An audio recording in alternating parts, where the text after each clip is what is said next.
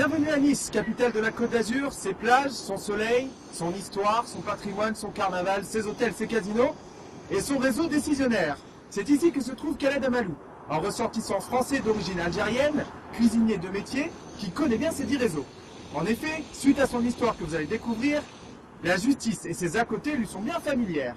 Depuis bientôt 10 ans, Khaled se retrouve au milieu de personnes évoluant au sein du réseau franc-maçonnique, décisionnaire judiciaire, et ce bien malgré lui, voulant faire simplement respecter ses droits. Comment cela s'est-il produit? Que s'est-il passé? Et qu'en est-il aujourd'hui? Que sont vraiment les francs-maçons? C'est ce que nous allons découvrir au fil de cette rencontre. De Beaulieu-sur-Mer à Paris, en passant par Nicolas Sarkozy, Claude Guéant, Éric de Montgolfier et bien d'autres, bonjour à tous et à toutes, ici Morgane du projet Entre les Lignes. Au commencement de son histoire, une ville proche de Nice, Beaulieu-sur-Mer, qui fut le théâtre d'événements qui ont mené Khaled à un destin auquel il ne s'attendait pas. Place à la rencontre.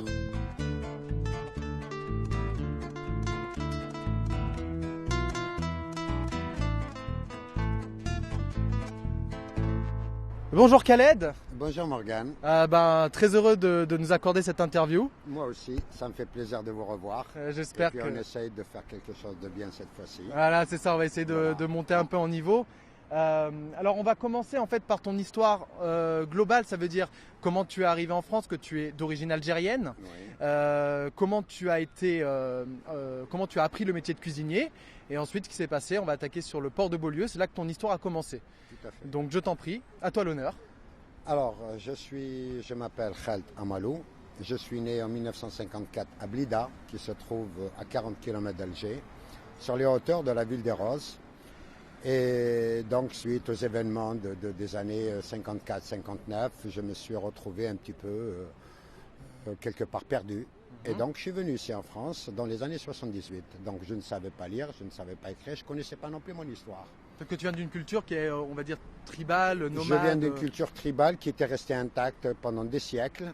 Donc, je n'ai pas eu l'occasion de vivre parmi la colonisation, tout ça, je ne connaissais pas tout ça, etc. Donc j'ai découvert la ville dans les années 61-62. Et donc par la suite, donc il fallait faire le service militaire obligatoire. Ouais. Donc c'est ce que j'ai fait. Une fois que j'ai terminé mon service militaire, donc je suis venu, je suis arrivé ici à Nice en 78. J'étais déjà marié. Direct ici, voilà, d'accord. direct ici à Nice parce que je retrouvais le même climat, le même soleil, et puis ça me plaisait.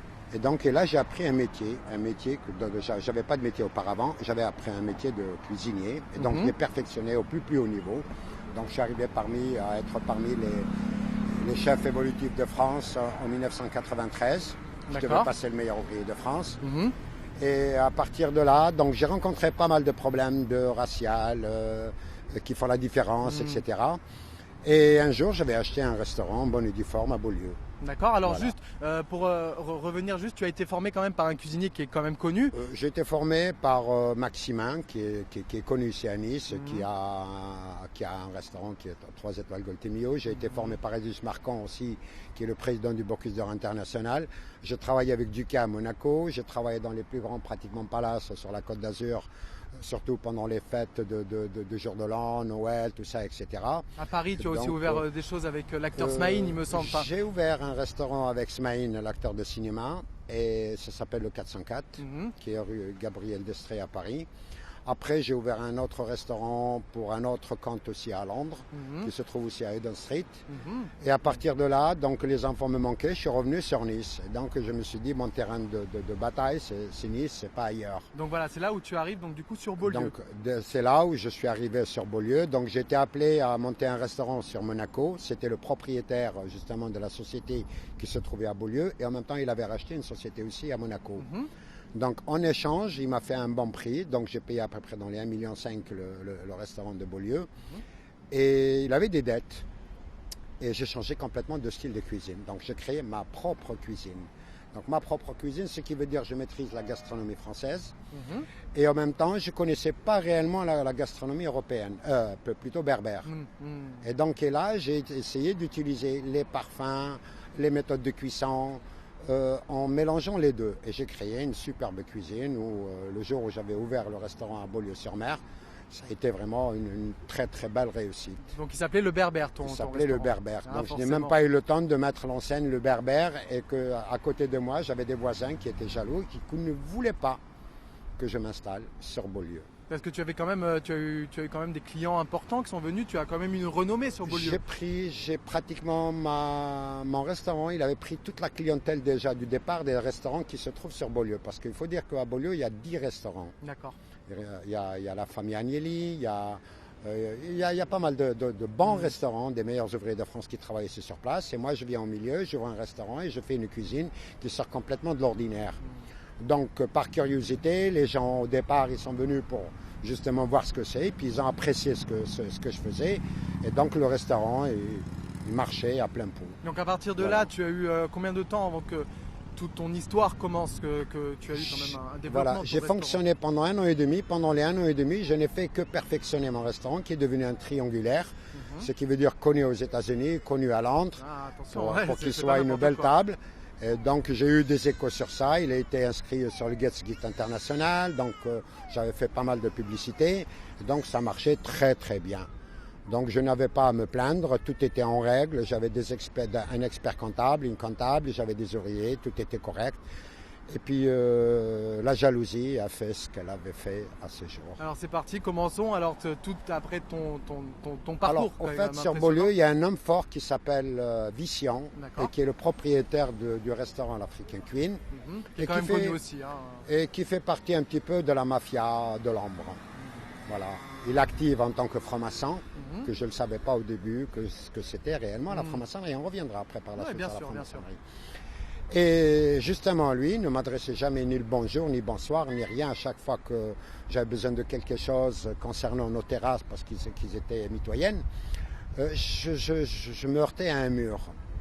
Alors que lui, il est allé voir la concessionnaire de l'alvéole que ma société a louée, en lui disant pourquoi vous ne me l'avez pas loué à moi et vous louez à un arabe.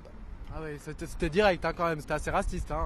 Oui, ça je ne le savais pas jusqu'au jour où la concessionnaire, elle est venue me voir et elle m'a dit, monsieur Amalou, je suis désolé, je ne peux plus continuer comme ça parce que j'ai une pression sur moi et qu'il va falloir me rendre les clés. Et donc je lui ai répondu, je veux bien vous rendre les clés, mais moi qui sais qui va me dédommager. Oui, parce que c'est quand même toi qui avais investi tout le Ah, mobilier. j'avais qui tout le avait- mobilier, voilà, c'est ça. j'avais ramené parce que bon, pour ouvrir un restaurant spécialisé dans ce domaine-là, ce que je faisais, c'est que j'ai ramené du matériel de Syrie, du Maroc, d'Algérie, de Tunisie, qui correspondait un petit peu. C'est des tables un petit peu basses de 10 cm, c'est des tapis, c'est du cuivre scintillant, c'est de beaucoup de choses pour donner un aspect réellement et une âme à ce restaurant-là. Ouais, Et donc c'est ce que j'ai C'est fait. énormément d'investissement. Hein. J'ai tout investi là-dedans, tout ce que j'avais, ma voiture, ma maison, pratiquement tout. Et puis j'avais réussi. Donc je m'apprêtais à racheter ce que j'avais perdu au départ. Et en fin de compte, ils m'ont mis une pression, mais catastrophique. Alors qu'est-ce qui s'est passé à partir de là justement Alors- C'était quelle date? C'est à peu près en juin que tu as eu C'était en mai 2009. mai 2009. Oui, mai 2009. Donc la concessionnaire, elle est venue me demander les clés. Et je lui ai dit que non, je ne peux pas vous donner les clés dans des conditions comme ça. On a un tribunal pour ça, qui est le tribunal administratif. Vous avez vos droits, j'ai aussi les miens. Et c'est à partir de là que, au lieu que le tribunal administratif il s'intéresse à ce problème-là, on a fait fonctionner un tribunal du commerce et ça, c'était déjà un pion de la franc-maçonnerie. D'accord, donc ça évidemment tu n'étais pas encore au courant. Non, je n'étais pas encore au courant. Je l'ai fait rappeler au président du tribunal du commerce qu'il n'avait pas les compétences pour juger cette affaire-là. Et malgré cela, il m'avait répondu qu'il avait les compétences pour le faire et il l'a fait. Donc alors à Beaulieu, qu'est-ce qui s'est passé exactement depuis qu'il y a eu tu as eu le restaurant qui a été fermé en juillet?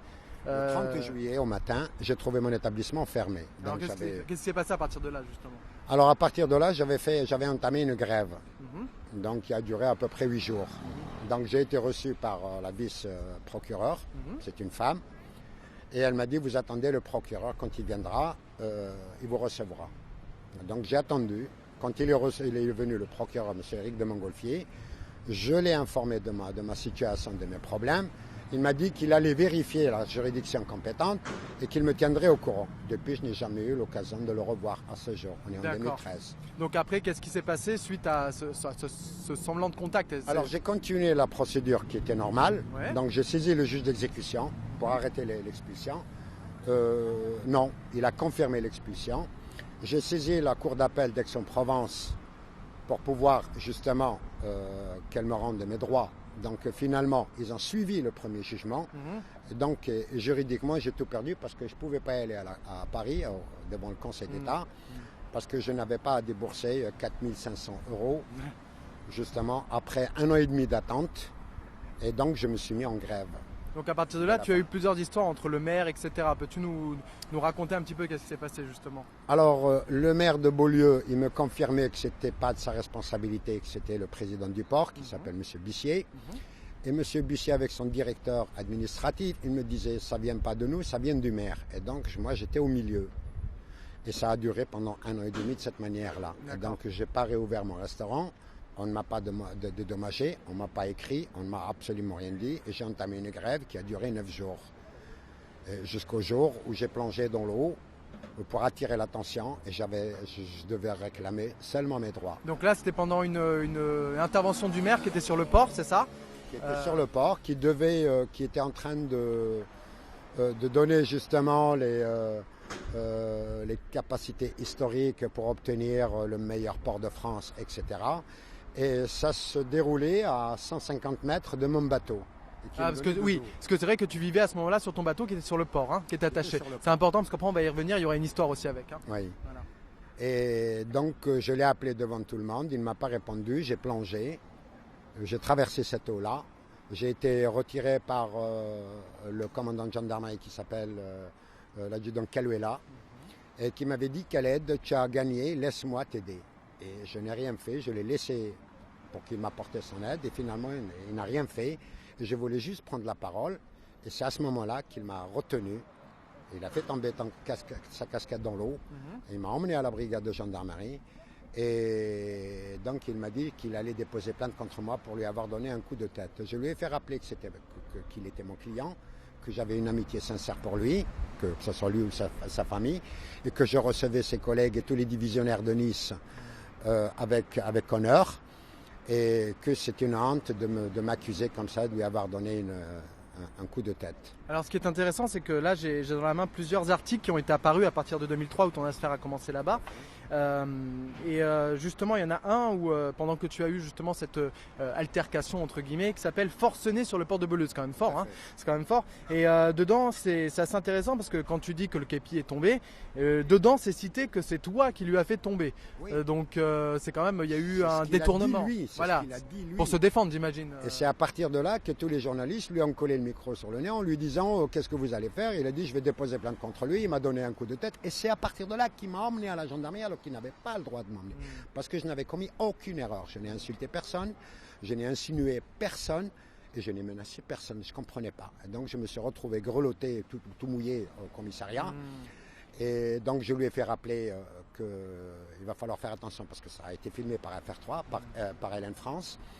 Et donc il a retiré, il n'a pas déposé plainte. Il a demandé au procureur Éric de Montgolfier, parce que j'ai été auditionné, et Éric de Montgolfier, il leur a dit de le lâcher.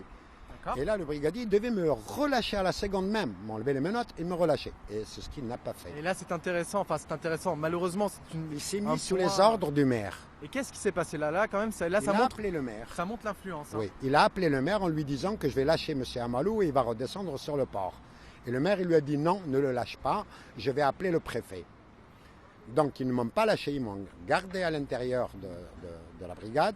Ils ont appelé le préfet en lui disant que j'étais un terroriste, que j'avais mon bateau plein d'explosifs, que j'allais sauter tout le port et ainsi de suite. Donc c'est pour ça qu'ils m'ont donné le titre de forcené de Beaulieu. Parce que justement, c'est marqué dedans que tu as eu une perquisition sur ton bateau, justement, comme quoi tu avais peut-être une bombe ou quelque chose comme ça. Il n'y avait absolument rien, mais juste la nourricière du bateau, elle était vide. Il n'y avait même pas une goutte d'essence. Et en plus, dedans, il y a marqué qu'il y a de l'essence, c'est marrant. C'est ce qu'ils disent, mais sur la photo, il y a les 2 gendarmes. Oui, ce sera diffusé. Voilà, il y a les 2 gendarmes. Donc à ce moment-là, ils m'ont hospitalisé à l'hôpital Saint-Roch. De l'hôpital Saint-Roch, on m'a emmené à l'hôpital Sainte-Marie. Donc l'hôpital Sainte-Marie est un hôpital psychiatrique pour ceux qui ne savent pas. Psychiatrique, oui. Et donc à l'hôpital psychiatrique, ils m'ont mis en isolement. Donc c'est-à-dire avec camisole, tout ça, dans une chambre capitonnée, on ne peut pas bouger, on ne peut pas crier, on ne peut rien faire. Et j'ai été gardé pendant pratiquement 24 heures comme ça. Donc sans nourriture, sans rien. Et le lendemain, j'ai une discussion avec le médecin. Et je lui ai demandé franchement de faire son boulot. Si je suis malade, donc il va falloir me soigner et l'écrire noir sur blanc. Si je ne suis pas malade, donc il faut l'écrire noir sur blanc que je ne suis pas malade. Donc là, tu as eu la chance d'avoir un médecin quand même qui était... J'ai eu un médecin qui était vraiment un médecin. Il avait le mot médecin, c'était un docteur. Donc il avait fait son boulot, il m'a observé pendant toute la période. Il n'avait rien remarqué d'anormal concernant mon comportement, ni quoi que ce soit. Je ne prenais même pas de médicaments. Même ceux qui m'ont donné des médicaments, ces déclencheurs de sommeil, je ne les prenais pas. Je faisais semblant, mais jamais je n'ai pris aucun médicament. Astucieux, heureusement, je pense que tu as eu cette idée-là. Oui, parce que généralement, quand on arrête quelqu'un comme ça, on est un peu révolté. On est un peu mal et on est déséquilibré, on est démoralisé, donc on risque de commettre des erreurs sans le vouloir. Et là, on vous pique et vous devenez un zombie. Et là, vous n'en sortez plus. Donc comme quoi, les hôpitaux sont utilisés pour empêcher certaines personnes de parler ou de causer des problèmes. Hein. Ça peut être ça c'est important. Ça crée aussi d'autres problèmes. Bien sûr, oui, bien sûr, ça crée d'autres choses, évidemment. Ça s'explique par la suite. Une fois que vous aurez été piqué, vous aurez été souffert, vous aurez ceci, et là, vous devenez un zombie. On les voit sur Nice. Ouais. J'ai connu des gens à l'intérieur qu'on les a piqués et je les vois, ils sont toujours sous l'effet des médicaments. Donc moi, j'ai évité cela parce que je n'ai pas dans ma culture les médicaments. Je me suis toujours soigné avec des remèdes de plantes médicinaux naturels. Je suis issu d'une montagne et je vis actuellement, on est en 2013, je vis dans ma montagne. Et j'essaie de me soigner avec ce genre de plantes et j'essaie de vivre naturellement. De revenir à ses racines. Tout à fait, tout à fait. Donc à partir de là, donc il faut comprendre que j'ai été hospitalisé pendant 11 jours. D'accord. Et il y a eu 2 personnes dans ma vie qui se sont déclenchées. Un, c'était pour m'apporter du bien. Et un, c'était soi-disant pour m'apporter du bien, mais au fait, c'était pour me maintenir la tête dans l'eau, sous la direction de la préfecture. En queue de poisson, quoi. Voilà. Parce que Hélène France de FR3, elle est allée voir le préfet en lui disant qu'est-ce que vous comptez faire concernant M. Amalou. Le préfet lui a répondu qu'effectivement, il préfère un bon arrangement qu'un mauvais procès, c'est-à-dire me dédommager. Mais là, au lieu de me dédommager, il a chargé quelqu'un de me maintenir dans l'eau, de l'informer régulièrement. Donc moi, ce monsieur, je ne le connais pas, il m'avait appelé au téléphone, j'ai été le voir, il m'a reçu à Golfe-Gion dans un restaurant et il m'avait recommandé d'aller voir son médecin et de me soigner et de lui laisser le temps de s'occuper de ce dossier-là. Mais au fait, son médecin, c'était un psychanalyste qui m'a bourré de médicaments pour me maintenir encore. Le même système que l'hôpital. Le même système. Et lui, il informait le préfet de ma situation, ce que j'ai fait, ce que j'ai écrit, etc. Les médias qui étaient au courant, etc. Donc encore un réseau en place. Voilà. Hein. Ça, c'est un avocat franc-maçon qui a le rôle d'un ministre au niveau de la franc-maçonnerie. C'est quand même important. Très influent, que je divulguerai le nom par la suite. Oui, on va attendre un petit peu. Il n'y a pas de problème, Je comprends en même temps, il faut se protéger un petit peu. Là. Donc, il y en a un autre homme qui est venu me voir aussi, mais lui, il m'a réellement tendu la main parce qu'il m'avait justement proposé de travailler pour eux, pour les francs-maçons. Alors là, on va revenir un petit peu après, on va aller se déplacer directement à l'endroit où le temple, comme ils appellent ça. Juste avant ça, j'aimerais que tu nous dises un petit peu que tu as eu quand même une histoire au tribunal administratif pendant cette période concernant une affaire de baux, en fait. Donc les baux, est-ce que tu peux expliquer juste en 2 mots ce que c'est et après on va aller voir directement sur place. Au fait, comme le liquidateur, il savait très bien que c'était illégal ce qu'ils m'ont fait, il a maintenu mon dossier en stand-by. Il n'a pas liquidé ma société. Et donc, parce que j'avais déposé plainte contre le préfet des Alpes-Maritimes, mais contre le maire pour abus de pouvoir. Et donc, le dossier, il est déposé au tribunal administratif, enregistré depuis 2005. Et depuis 2005, il n'y a jamais eu de nouvelles. Et il n'a jamais été jugé jusqu'à pratiquement 2011. Donc ça a été vraiment ta première rencontre avec la justice, en fait. Hein, oui. C'était vraiment ça Avant, il y avait quand même le TGI, il y avait le tribunal du commerce que je me suis confronté. Et là, c'était la première fois où je me suis confronté au tribunal administratif. Voilà, personnellement dedans, à l'intérieur. Tout à fait. Nous voilà donc partis pour notre première étape, le tribunal de commerce, lieu où Khaled a connu ses premiers débords avec la justice qui, en 2013, est toujours d'actualité avec le Conseil d'État où le dossier est en attente d'instruction.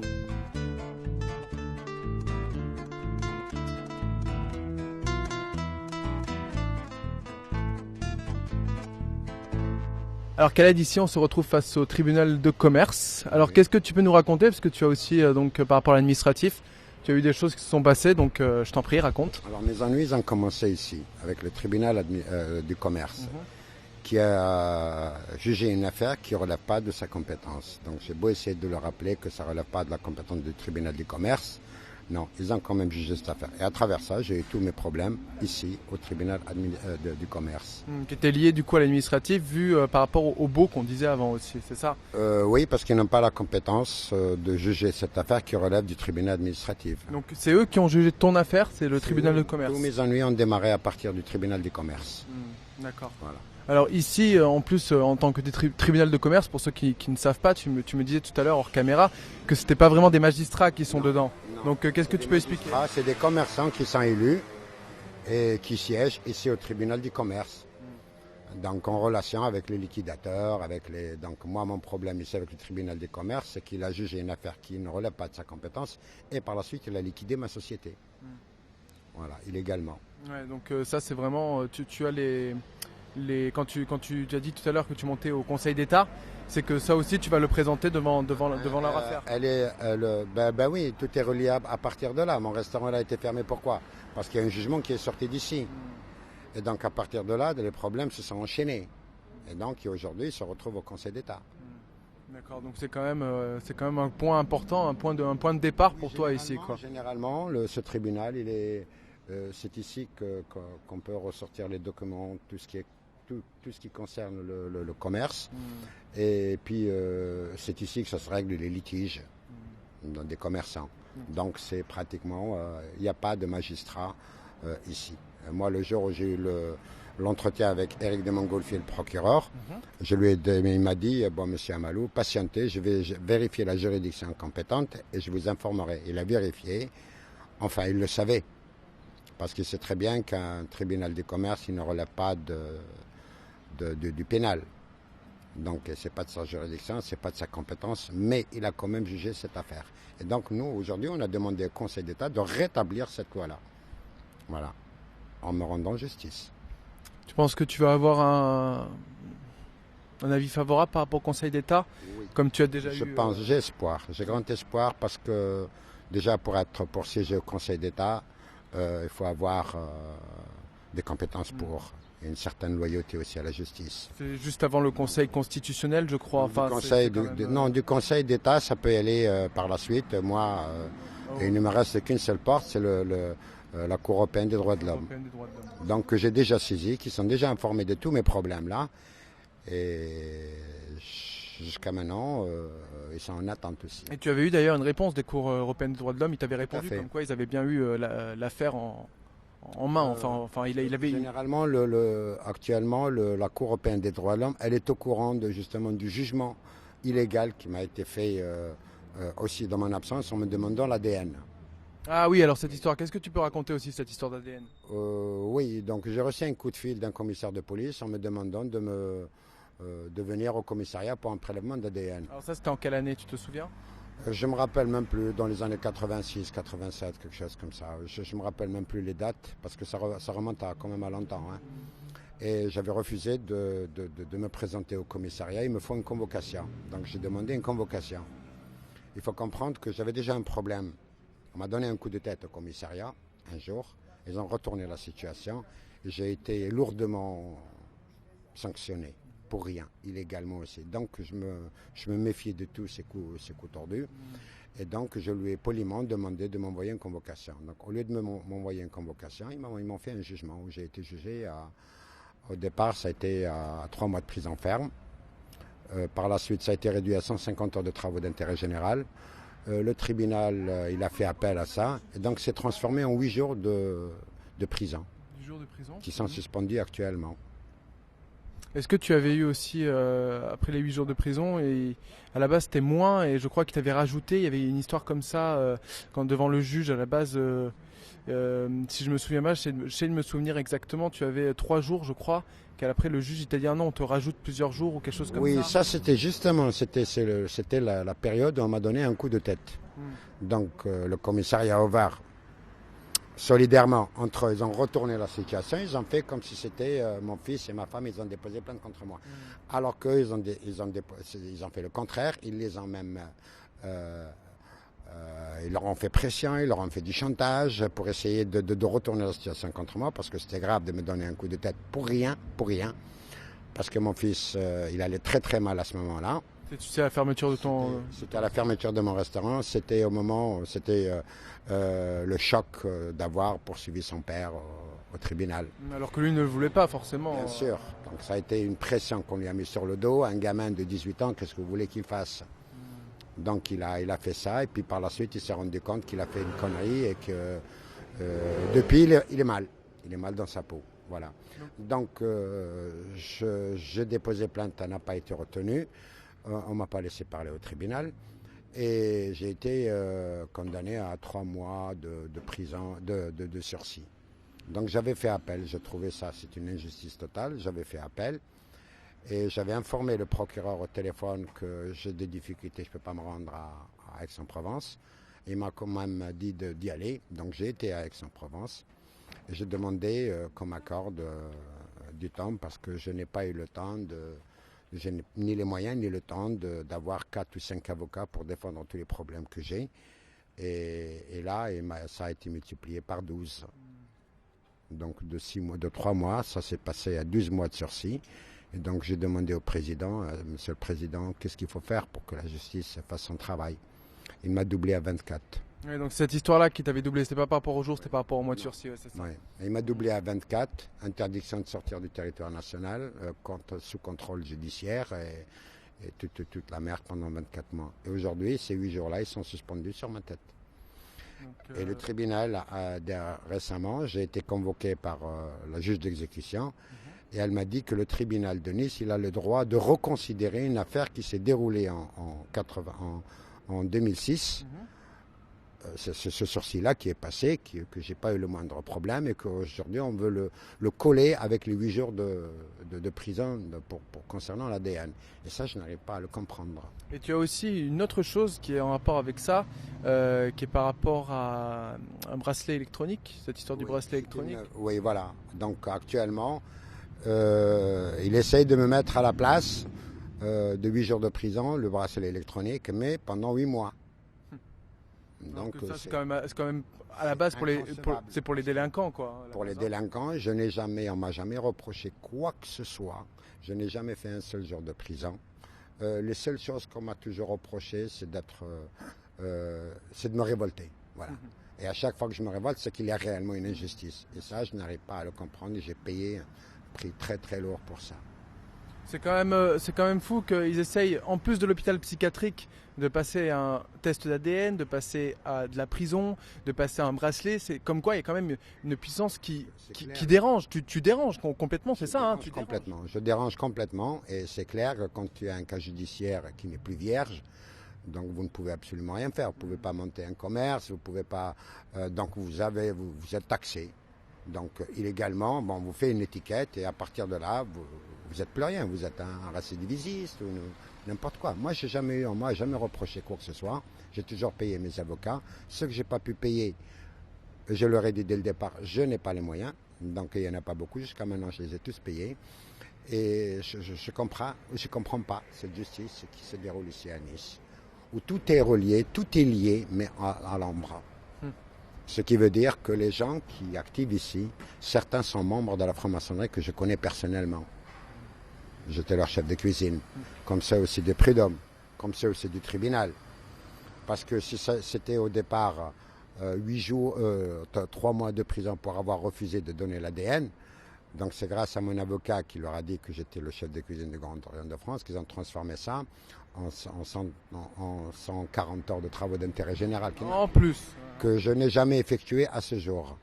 Et je reste dans l'attente. Voilà, je ne sais pas demain si on va m'arrêter, si on va me mettre en prison, si on va me mettre le bracelet, je ne sais pas, j'ignore. Je ne maîtrise pas le courrier. Donc à travers tous les problèmes que j'ai eus, il faut comprendre que la toile d'araignée qu'on a jetée sur moi par le président du Grand Orient de France, parce que c'est lui qui est maintenant à l'origine de tout ça, qui complète tout ce problème-là. il est impossible de s'en sortir. Impossible. Tu as quand même la chance d'avoir un avocat quand même qui t'aide bien derrière. Oui. T'as Oui. quand même, de trouver des gens en tout cas. Énormément, parce que cet avocat, dès le départ, quand je l'ai connu, il m'a été présenté, il m'a dit: Monsieur Amalou, si un jour vous aurez besoin de mes services, je suis à votre disposition. Et le jour où j'avais besoin de ces services, il était là. Et il a toujours été là. Heureusement quand même. Hein, Et il a toujours été là. Et juridiquement, il n'a fait qu'un travail exceptionnel par rapport à d'autres avocats qui m'ont pris le maximum de fric et qui n'ont absolument rien fait. Au contraire, ils étaient de connivence avec je dirais pas la justice, parce que c'est des membres qui sont à l'intérieur de la justice qui font ce genre de malveillance. Il y a des gens que je connais au niveau de la franc-maçonnerie qui n'ont absolument rien à voir avec ce comportement inhumain. Oui, c'est un peu, c'est l'idée que j'ai, tu as le damier dans la franc-maçonnerie, donc cette histoire de carré de blanc et de noir, et c'est 50-50, c'est un peu cette idée-là, c'est-à-dire qu'il y a des gens qui sont là, parce que c'est quand même une philosophie à la base de la franc-maçonnerie. C'est philosophique, oui. Donc ça, à la base, c'est une évolution de soi-même, et il y a des gens qui sont là vraiment pour s'évoluer, et il y en a en fait qui l'utilisent comme le réseau en fait, c'est vraiment ça. Ils alimentent les caisses. Ouais, c'est surtout ça. Voilà, ils alimentent les caisses et ils sont là, mais ils ne savent pas pourquoi ils sont là. Je les côtoyais comme je leur faisais à manger pratiquement tous les jours. Je les côtoyais régulièrement, pratiquement. Ils viennent me voir en cuisine pour me dire bonjour. Quand ils partent, ils viennent me dire merci, on a très bien mangé, etc.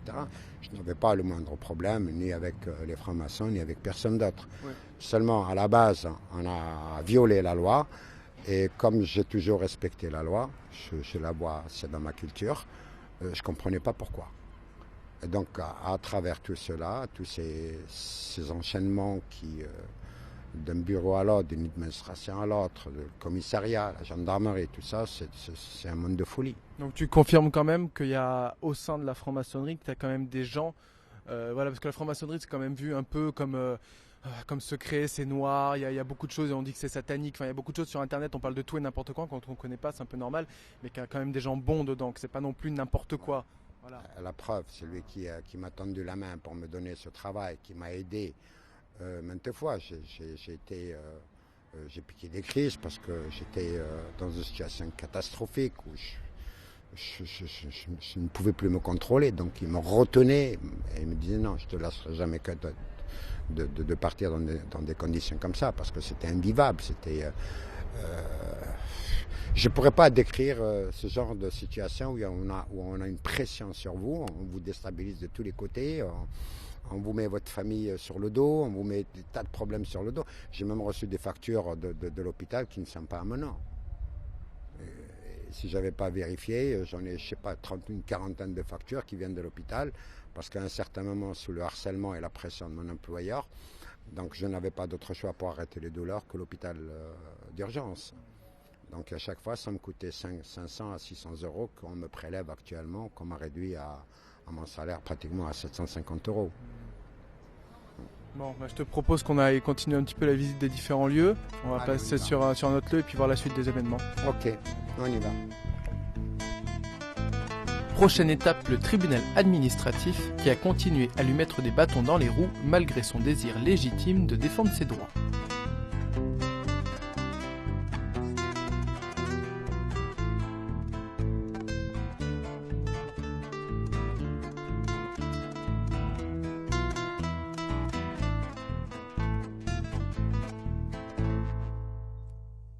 C'est ici que j'ai déposé plainte contre le préfet des Alpes-Maritimes et le maire Rogero de Beaulieu. C'est eux qui m'ont hospitalisé. Donc pour abus de pouvoir, j'avais déposé plainte en 2005. C'est-à-dire je devais commencer un mois après au temple du Grand Orient de France. Et donc j'attendais que le tribunal il faisait son travail. Donc je n'ai jamais été destinataire du moindre courrier jusqu'à pratiquement 2009. 2009, quand il y a eu tous ces enchaînements de problèmes, c'est-à-dire que j'ai eu mon bateau qui a disparu, que j'ai retrouvé, et par la suite ils l'ont repris, ils l'ont vendu. J'ai été menacé par le président du Grand Orient de France, qui était mon employeur, qui venait tout juste de prendre la relève de mes anciens, parce que ça change tous les 2 ans. Et en même temps, il ne me restait que le dossier au tribunal administratif. Donc je suis venu vérifier, Et on m'avait informé qu'il a été classé sans suite en 2009. C'est-à-dire 5 ans après, il a été classé sans suite. Donc je leur ai demandé de le remettre en route parce que je n'ai jamais été destinataire de quoi que ce soit. Ils l'ont remis en route. Et tous les lundis, je passais le matin pour voir où il en est, quand est-ce que ça va être jugé, etc. Et jusqu'au jour, on m'a dit, ça y est, ça a été jugé il y a 2 jours avant. Donc je n'ai pas assisté à mon jugement. Heureusement que j'avais le droit de faire appel. On a fait appel. Donc ici au tribunal administratif, on m'a débouté de mes demandes. Ça a été suivi par la cour d'appel d'Aix-en-Provence. Pareil, ils ont suivi le tribunal. Et donc là, je n'avais plus les moyens de me payer un avocat. Donc j'avais fait une demande d'aide juridictionnelle au Conseil d'État. Qui se trouve à Paris, voilà. Exactement. Qui se trouve à Paris. Qui m'a été accordée. Donc j'ai été destinataire d'un courrier que mon dossier il a été enregistré. Il est enregistré, il y a un numéro de case et il y a un code de email pour rentrer en contact avec mon dossier. Et je suis en attente d'avoir un avocat qui devait être désigné par le Conseil d'État. Voilà où il en est le dossier. Alors par rapport à toute cette histoire, ça avait commencé principalement avec cette histoire des baux que tu racontais plus précédemment.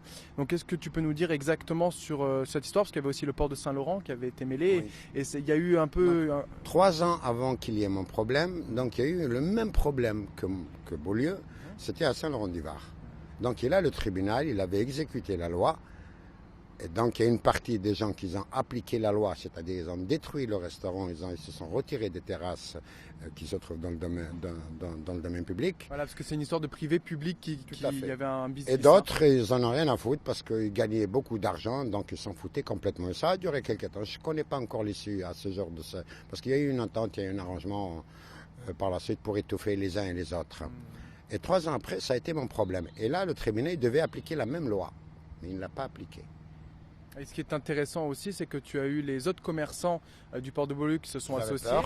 Qui avaient peur qu'il leur arrive la même chose que Saint-Laurent-du-Var. Donc ils se sont constitués en partie civile. Sans toi? Sans moi. Et ils ont poursuivi le maire Rogero au tribunal de TGI de Nice, devant le juge d'exécution. Celui que j'ai vu moi en 2003 pour annuler l'expulsion. Et là, il leur a accordé que, effectivement, les baux commerciaux qui se trouvent sur le domaine public sont nuls et non avenants. Et ça a été transformé par le tribunal administratif, justement, en convention d'entente. Voilà, on peut l'entendre comme on veut. Du coup, il y avait tout le monde qui était OK et toi, ils ont dit... Donc, le tribunal il a décidé pour que les concessionnaires, pour qu'ils reprennent leur commerce, comme moi, j'avais un commerce loué à une concessionnaire. Le concessionnaire doit débourser 500 000 € plus le remboursement de tous les loyers payés depuis l'installation. Par exemple, moi, on me devait à peu près dans les 750 000 €. C'est énorme, hein, c'est quand même une somme. Hein, voilà. Mais on a préféré violer la loi, la rétablir et la revioler. Et voilà où on en est. Donc c'est pour ça que tous ces problèmes-là qui concernent mon restaurant, qui concernent mon hospitalisation, qui concernent mon bateau, se trouvent actuellement entre les mains du Conseil d'État. Alors il y avait aussi cette histoire de bateau que tu disais tout à l'heure. Alors est-ce que tu peux raconter comment ça s'est passé? Parce que tu avais dit qu'il a été vendu illégalement. Alors Quand je suis sorti de l'hôpital psychiatrie, j'avais trouvé mon bateau déplacé. Il a été mis en carénage, c'est-à-dire en cale sèche. Donc il est sorti de l'eau. Ils l'ont sorti de l'eau illégalement sans demande. Illégalement, sans procédure judiciaire. Donc quand j'ai demandé des explications, on ne m'a pas donné d'informations. Alors je leur ai dit, je ne bougerai pas d'ici tant que je n'ai pas d'informations. Ça a duré 5 ans. Donc ils ont tout essayé pour me faire déloger de là-bas. Je leur ai dit, bon, moi vous me faites un procès, il n'y a pas de problème. C'est ce que je veux. J'attends que le tribunal il bouge. Et le tribunal, il n'a pas bougé pendant 5 ans. Ni pour l'hospitalisation, parce que tout est lié. Tout est lié au maire de Beaulieu. Et tout ce trafic, ils ont fait une entente entre eux. Et tout cela, moi je ne connaissais pas la partie maçonnique avant.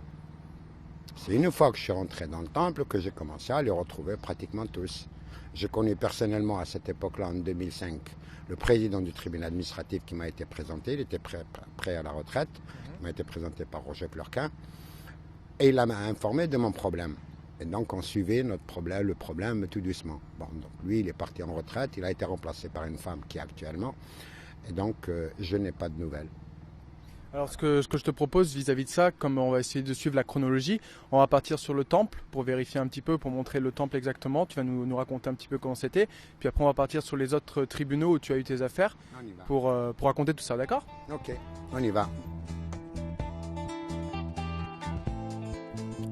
Avant de voir la suite des événements, il faut savoir que Khaled, en 2006, a contacté Nicolas Sarkozy, alors ministre de l'Intérieur, pour se faire entendre en menaçant d'une grève de la faim. Le cabinet du ministère lui a répondu, mais sans suite. Khaled est alors monté à Paris et a tenté de déployer une tente 2 secondes contenant des messages le concernant. La sécurité l'a immédiatement embarqué et détruit sa tente.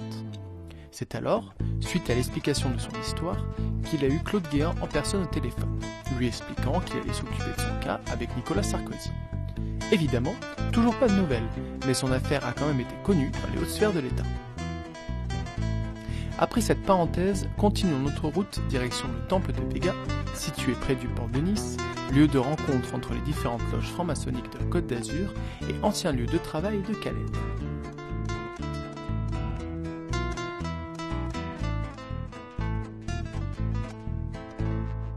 Alors Khaled, ici on se retrouve devant le temple exactement. Alors, Temple de Véga. Alors peux-tu nous raconter qu'est-ce qui s'est passé ici, quel est ce lieu aussi et qu'est-ce qu'il représente pour les maçons, etc. Alors ici c'est le temple de Véga, il se trouve 27 rue Bonaparte, qui a une façade banale, mais qui a, à l'intérieur il y a une véritable temple qui est construit sur pilotis. Il y a un grand temple, un moyen temple et un petit temple, donc où se déroule le rituel pratiquement de tous les francs-maçons de tout le sud de la France. Donc moi, on m'a fait rentrer ici en tant que chef de cuisine pour pouvoir justement s'occuper de la gestion de la cuisine, des menus et de les faire plaisir. Parce qu'il faut comprendre que c'est des gens qui ont un bon palais. Et en contrepartie, on devait s'occuper de mon dossier au tribunal administratif. Alors qui c'est qui t'a fait rentrer dans ce temple? Celui qui m'a fait rentrer ici s'appelle Roger Fleurquin. Il est décédé par une attaque cardiaque et depuis j'ai eu tant de problèmes depuis qu'il est mort. Il est venu me voir quand j'étais à l'hôpital psychiatrie et il m'avait proposé de travailler pour eux. En contrepartie, il sait comment et qui m'a créé tous ces problèmes-là. Et donc j'ai travaillé ici pendant 5 ans. Et pendant 5 ans, je voyais pratiquement tous les francs-maçons de Nice, de Marseille, de Montpellier, d'Italie, de tout ça, qui passaient par ce temple-là. Et pendant 5 ans, je n'avais pas le moindre problème. C'est depuis 2009 où il y a un nouveau président. Et ce président-là, il m'avait dit que je n'étais pas franc-maçon, que je n'étais pas français, que je devais dégager. Donc je lui ai fait rappeler qu'il avait ses droits et que j'ai les miens. Mais non. Mes droits, ils ne marchent pas avec eux. Donc et depuis, ils ont fait ce qu'ils voulaient. Ils ont écrasé tout le monde, ils ont fait ce qu'ils voulaient. Ils m'ont enlevé tous mes droits, ils m'ont enlevé tous mes moyens. Et jusqu'à maintenant, l'affaire, elle est toujours en cours. Alors, tu me racontais que tu avais une pression qui avait été exercée, par exemple, le cours d'une réunion. Il y avait plusieurs personnes qui étaient... Tout à fait. Alors, tu peux nous raconter ce passage-là? Alors, ça s'est déroulé le jour où on m'avait demandé de démissionner. J'avais refusé de démissionner sans avoir mes droits. Et donc, ils ont commencé à me mettre pression. Donc, ils ont diminué mon salaire. Ils m'ont changé tous mes privilèges, ils me les ont enlevés. Ils m'ont changé tous les horaires. Ils m'ont rendu minable, quoi. Et du coup, ils ont même fait appel à une société privée de traiteurs, tout en me gardant en présence dans ma cuisine, pour m'humilier devant tout le monde et pour justement que je puisse déclencher, quoi. Et ça a duré pendant pratiquement 9 mois, jusqu'au jour où j'ai eu une caisse qui est tombée sur mon dos. Et cette caisse, c'est qu'eux, ils ont commencé à faire les courses. Pour ne pas salir leur voiture, donc ils achetaient des caisses, et ces caisses, ils me les stockaient sur les frigos, sur le dessus des frigos. Je leur ai fait rappeler que c'est interdit. Jusqu'à maintenant, il n'y a jamais eu le moins de problème en cuisine, et cela risque de tomber sur quelqu'un. Ils m'ont dit, ça ne vous regarde pas, vous êtes qu'un simple cuisinier. Et donc, jusqu'au jour où j'ai ouvert le frigo, je me suis retourné pour prendre une caisse par terre, et j'ai une caisse qui m'est tombée sur le dos, exactement à l'endroit de la colonne vertébrale. Et j'ai eu 2 mois d'accident de travail. Ce que mon employeur, il a refusé, en bloc. Et depuis, je n'ai pas arrêté d'avoir des problèmes. Donc à partir de cet accident-là, tu n'es plus retourné en fait au temple? Depuis exactement le 30 avril 2010. Jusqu'à ce jour, je n'ai plus remis les pieds ici. Alors, je voulais revenir aussi sur quelque chose qui était insolite, on va dire, sur le contrat que tu as eu. C'est que tu avais une période d'essai de 2 ans. Oui. Alors c'est assez insolite ce genre de choses. On me l'a fait comprendre, on m'a dit Khaled, voilà, pour que tu puisses nous faire confiance, on va te montrer que tu es différent des autres, on va te faire un contrat de 2 ans d'essai. Parce que si tu veux partir demain, tu seras payé pour 2 ans. Donc tu risques pas d'avoir des problèmes. Donc ils m'ont fait un contrat d'essai de 2 ans avec l'emblème de la franc-maçonnerie. Donc ça, c'était Monsieur Fleurin qui t'avait fait ce contrat-là, C'est du coup. Monsieur Fleurquin qui m'a fait Fleurquin, ce contrat. pardon. C'est Monsieur Fleurquin qui m'a fait ce contrat avec l'accord du président qui est venu me voir en me faisant la bise maçonnique, c'est-à-dire 3 fois la bise en me disant que je suis le chef de cuisine du temple de Vega. Voilà. Donc on va dire que tu as quand même eu l'occasion de rencontrer des gens de l'intérieur. Ah mais tout le monde. Tu as vu que finalement tout ce réseau-là se connaissait plus ou moins, parce que tu as dit que c'était le pôle ici. J'ai été étonné parce que j'ai retrouvé Gérard Germani, l'avocat qui devait me tenir la tête dans l'eau. J'ai retrouvé mes 2 avocats, les premiers qui m'ont pompé du fric pour rien, alors que je ne savais pas que c'était des francs-maçons qui travaillaient pour eux. J'ai rencontré aussi le maire, M. Rogero, qui faisait partie aussi le maire de Beaulieu. Beaulieu. J'ai rencontré aussi M. Vissian, qui est le patron de l'African Queen de Beaulieu. Ils sont tous francs-maçons ici, tous comme ils le sont. Voilà. Donc ça marche bien, ça montre bien que ce réseau il est quand même assez puissant, parce qu'ils ont quand même... Puissant. Il est très puissant ce réseau-là parce qu'ils ont agi dans toute l'administration où je pouvais récupérer mes droits et je n'ai pas pu les récupérer. Et ils ont même préféré appeler la police que de me donner un simple papier de droit. Voilà, c'est ici. Donc en plus, ce qui est quand même intéressant, je vais dire, c'est qu'on ne peut pas deviner. Non, c'est impossible parce que... Même sur la porte, il n'y a rien marqué. Même quoi. sur la porte, c'est écrit une association humanisme, pas plus, toute petite.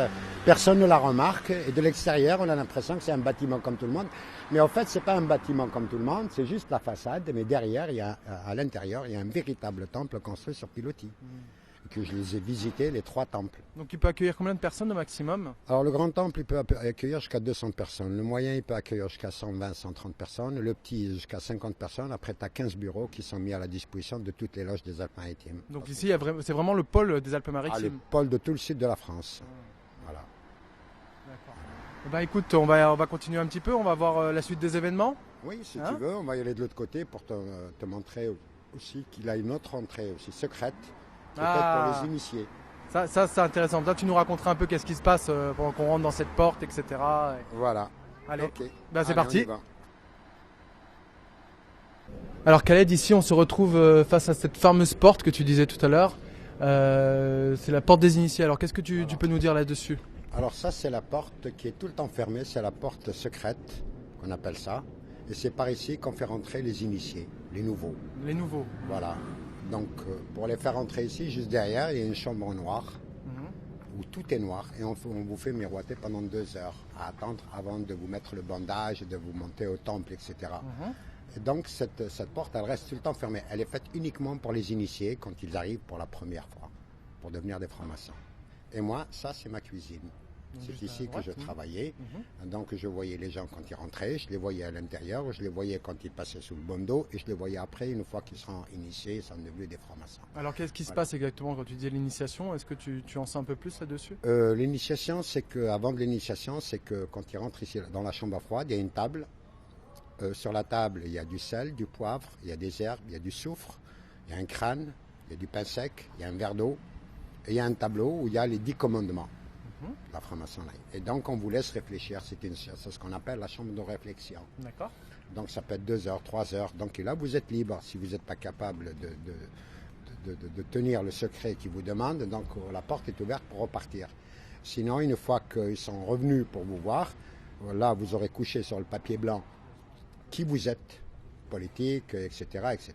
Et à partir de là, vous serez initié. Sous un bandage, on vous emmène au temple et au temple, on vous posera les questions qu'il faut avant de vous initier. Donc en fait, on vous demande de vous livrer complètement. En fait, quand on rentre dedans, on dit... vous dénuder complètement. Ah, c'est ça. Voilà. C'est ça, d'accord. Donc, mais à travers ça, avant qu'on vous demande de temple, déjà il y a une enquête qui a été établie sur vous. Il y a des gens qui sont spécialisés dans ce domaine-là, qui font une enquête sur vous, qui vous êtes, quelle politique vous utilisez, si vous avez fait de la prison, si vous êtes homosexuel, si vous êtes pratiquement tous les détails de l'homme, quoi. Et c'est à partir de cette porte-là qu'on appelle la porte secrète, que les gens ne connaissent pas. D'ailleurs, elle est tout le temps fermée. Elle ne s'ouvre qu'une fois. On fait rentrer les gens pour les initier. Elle ne paye pas de mine en plus, hein. C'est comme l'entrée. Hein. Exactement. Voilà. Avant-dernière étape de notre périple, le Conseil des prud'hommes où Khaled a eu son dernier jugement fin 2012.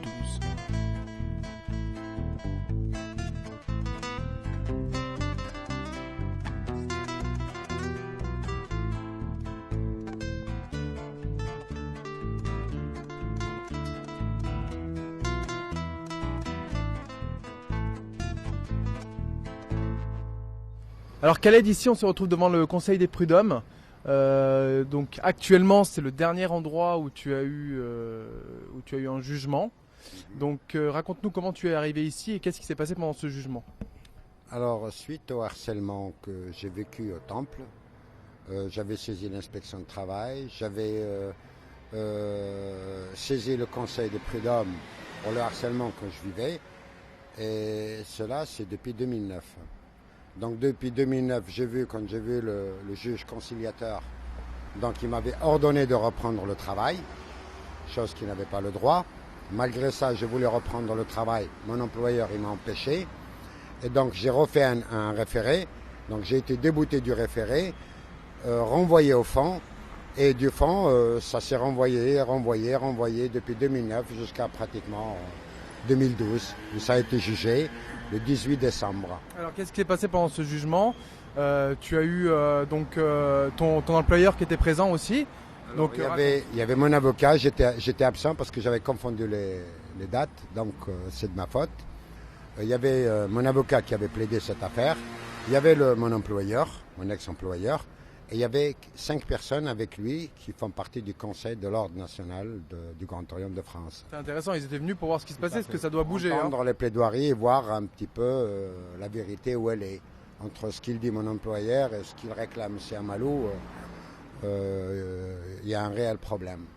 Donc là, j'espère que le 18 mars, où le jugement il sera rendu, j'espère que la justice elle m'aura rendu mon droit. Alors là aussi, ça met quand même 2 mois, c'est ça, pour qu'ils te rendent le jugement? 2 mois, alors que normalement, c'est 15-20 jours les délibérés. Donc il y a quand même une petite pression pour allonger. Je pense le temps qu'ils réfléchissent eux-mêmes et voir ce qui se passe. Depuis le début. La pression elle a été mise depuis le début parce que j'en ai eu dans le passé des problèmes de ségrégation, tout ça, où j'avais saisi les prud'hommes, mais ça n'a pas fonctionné de cette manière-là. Donc au bout de 2 ans, l'affaire elle a été close ici et à la cour d'appel d'Aix-en-Provence. Tandis que là, on est presque, ça fait 2 ans et demi et c'est même pas encore rendu à la justice.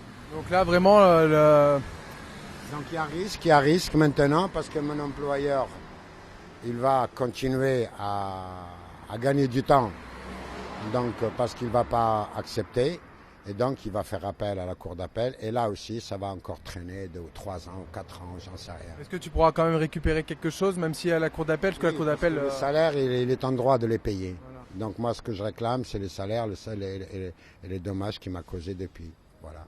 Donc ça, il y a peut-être une chance que tu arrives quand même à avoir un peu le bout du tunnel d'ici à 2013, quoi. Si maintenant le prud'homme, ils appliquent la loi, telle que le règlement le prévoit, il n'y a aucun souci, il n'y a aucun problème.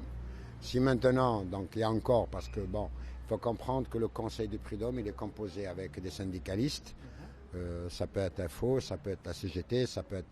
Mais après, bon, vous avez des désobédiences de la de Grand Orient de France, de la GNLF, il y a...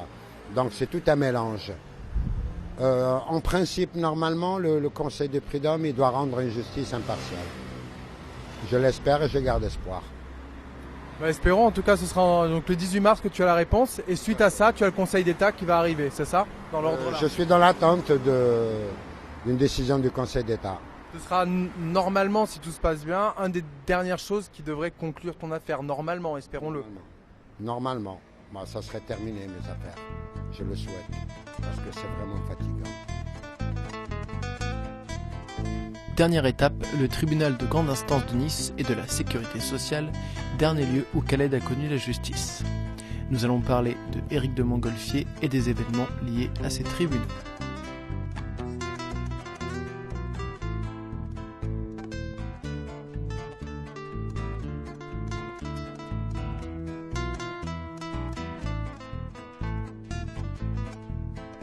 Alors Khaled, ici on se retrouve devant le tribunal de grande instance de Nice, avec en face le tribunal de la sécurité sociale, la CPAM, où tu as eu deux histoires ici qui ne sont pas encore terminées d'ailleurs. Donc qu'est-ce que tu peux nous dire dessus, qui lie aussi par exemple le procureur Éric de Montgolfier, dont le nouveau aussi Éric Bedos. Qu'est-ce que tu peux nous raconter là-dessus, d'abord sur le tribunal de grande instance? Alors le tribunal de grande instance, je vais retenir 2 choses. Une, déjà, il a violé la loi. Quand moi, je me suis adressé devant le juge d'exécution pour arrêter mon expulsion, qui était illégale. Donc, il me l'avait refusé. Donc ça, c'était en 2003. C'était en 2003. Et par la suite, il avait accordé à l'association des commerçants du port de plaisance de Beaulieu, il leur a accordé effectivement que les baux du commerce sur le port de plaisance de Beaulieu sont nuls et non avenants. Donc là, il y a deux lois et deux justices. Deux, j'ai connu personnellement M. Éric de Montgolfier lorsqu'il m'avait reçu et depuis il m'a plus donné de signe. Donc c'était quand qui t'avait reçu? En 2003. Et là, il m'avait reçu et je lui ai expliqué la situation. Il m'a dit, je vais vérifier la juridiction. Et finalement, donc, il ne m'a plus donné de nouvelles, ni par écrit, ni quoi que ce soit. Toutes mes demandes d'audience ont été sans réponse. Toutes mes plaintes pour vol de matériel, pour plusieurs choses aussi que j'avais déposé plainte avec mon avocat, ont été classées sans suite. Par là, je l'ai vu personnellement aussi, je l'ai rencontré aussi au temple, lorsque je travaillais pour le temple. J'ai eu l'occasion de le servir. Comme j'ai eu l'occasion de lui refuser de lui donner la recette du gâteau. Alors il n'était pas franc-maçon à proprement parler. Non, à mon avis, personnellement, il n'est pas franc-maçon, mais il le deviendra une fois qu'il sera à la retraite. Ça permet il a été formaté ici. Ça permet de garder un peu ses biens, c'est une assurance en fait. Ça fait de manière quand on rentre à la retraite. Le bien-être de Nice, il faut comprendre que Nice c'est un miroir aux alouettes. Donc on vous miroite tout au départ, on vous lit, et par la suite vous ne pouvez pas lâcher toute cette belle vie ici, le soleil, la mer, la proximité, le choix, etc., pour X raisons. Donc j'en reste persuadé que Éric de Montgolfier, il reviendra s'installer ici et à ce moment-là, il deviendra franc-maçon. Donc si on voit dans quelques années sur le journal n'importe quoi qu'il est là, il ne faut pas être étonné. Il ne faut pas être étonné. Parce que je l'ai connu personnellement, je l'ai servi à 2 reprises. J'ai discuté avec lui 2 fois. Une fois, j'ai été reçu en audience et une fois, je l'ai attendu devant le tribunal. Parce que je ne comprenais pas pourquoi il y a tout ce silence-là. Après tant de plaintes déposées et toutes mes plaintes, il n'y a pas eu de réponse. Donc, je l'ai vu, j'avais parlé avec lui. Il m'a recommandé de lui ramener le dossier. Je lui ai ramené le dossier. Et en fin de compte, il a classé le dossier sans suite et il est parti remplacé maintenant par Éric de Bédos. J'avais informé aussi Éric Bédos de cette situation-là, de ma plainte qui est actuellement en cours devant le doyen des juges. Il m'avait réclamé aussi le dossier, je lui ai ramené aussi le dossier. Il m'avait envoyé une lettre en m'informant que mon dossier il a été classé, mais avec la date du classement de Éric de Montgolfier. Donc, j'ai introduit une demande d'aide juridictionnelle parce que je n'ai plus les moyens devant le doyen du juge de Nice. Et le doyen du juge de Nice, il m'a accordé une aide juridictionnelle à 100%. Et récemment, moi et mon avocat, Maître Paravicini, on lui a envoyé les conclusions pour l'instruction. Donc actuellement, le dossier, je pense qu'il est en instruction. J'ai un autre dossier aussi qui est lié à tout ça. Donc il faut comprendre que pendant le harcèlement, j'ai été victime d'un accident de travail. Par la suite, je suis rentré de dépression en dépression. Avec l'histoire du frigo, avec la caisse qui t'est tombée dessus. Avec la caisse qui m'est tombée sur la colonne vertébrale. Et donc, par la suite, je suis tombé de dépression en dépression parce qu'on me supprimait tous mes salaires, mais je n'avais pas d'entrée d'argent. Et je ne comprenais pas pourquoi la CPAM, non seulement elle ne me donne pas la notification de droit, qu'il soit positif ou négatif, mais elle ne me payait pas non plus. Donc j'avais insisté dans ce sens-là. Ils ont préféré appeler la police au lieu de me donner une simple feuille de notification pour comprendre ce qui se passe, pour ouvrir mes droits et pour que je puisse me défendre. Et donc j'étais obligé de saisir le tribunal des affaires de sécurité sociale en poursuivant le directeur de la CPAM devant ses responsabilités. Pour me dire pourquoi je n'ai pas été accepté ni en accident de travail et pourquoi mes salaires ont été supprimés. Ce qui est dommage, je pense qu'ils n'ont pas compris, c'est que si ils t'avaient donné ce que tu voulais, ils n'auraient pas eu tous ces problèmes-là, parce que je pense quand même que tu es quelqu'un quand même d'assez... c'est rare de trouver quelqu'un avec autant d'acharnement, parce que je pense que plusieurs personnes ont dû tomber déjà face à ces pressions-là, parce que tu ne dois pas être la première personne qui doit avoir ces pressions, et s'ils auraient laissé tomber, tu ne serais pas là aujourd'hui, quoi. Tu aurais oublié cette histoire, limite. Tout à fait, je ne le souhaiterais pour personne de se retrouver dans une situation où je me suis retrouvé moi. Il faut comprendre qu'en face de moi, j'avais l'homme le puissant de Nice et qui m'avait menacé de me détruire si j'ouvrais ma gueule. Et donc ça, c'est inadmissible dans ma culture. Donc je me suis défendu avec les lois qui me sont attribuées. J'ai souffert Il m'avait menacé directement d'utiliser pratiquement tous les pouvoirs dont les frères disposent sur Nice. Et effectivement, un des conseillers du Grand Orient de France, M. Daniel, il m'avait dit clairement en cuisine qu'il était membre de l'administration de la CPAM et qu'aucun de mes droits ne sera ouvert si j'ouvre ma gueule devant les prud'hommes. Et donc je n'ai pas suivi les menaces, je n'ai suivi que mon propre instinct de me défendre et je me suis défendu. Ça a été dur, ça a été pénible. J'ai été 9 fois à l'hôpital Saint-Roch en urgence pour arrêter les douleurs. Et voilà. Donc aujourd'hui, j'espère que 2013, ces 2 jugements qui me restent encore suspendus sera terminé et tout rentrera dans l'ordre. Donc je te propose, on va finir sur les conclusions. On va aller se poser dans un petit café, comme ça on pourra parler tranquillement pour la fin. Ok, on y va. On y va.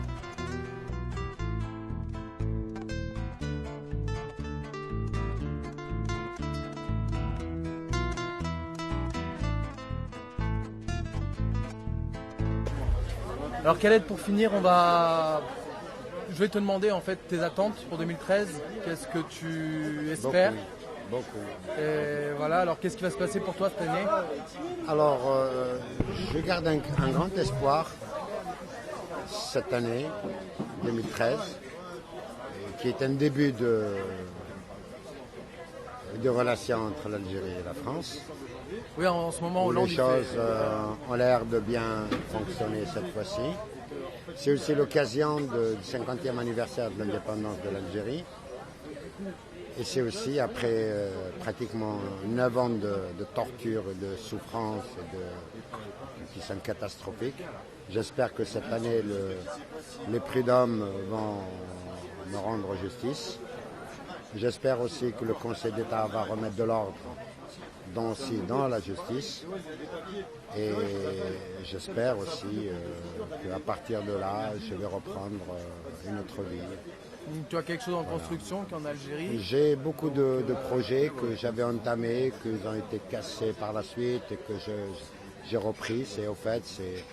C'est un héritage de mes descendants que je retravaille, simplement. Et tu as peur quand même, tu disais que tu crains quand même que peut-être ça peut être bloqué en fonction de la situation que tu as ici? Oui, par rapport à l'histoire qu'il y a eu entre l'Algérie et la France, je suis concerné.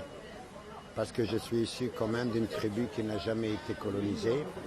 Et donc ça change un peu la donne actuelle de ce qui se passe actuellement en Algérie. J'ai l'impression que mon histoire, elle gêne. Et entre-temps,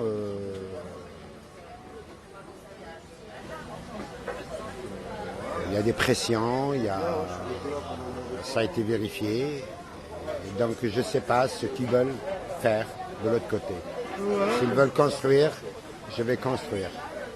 S'ils ont des idées derrière la tête, je vais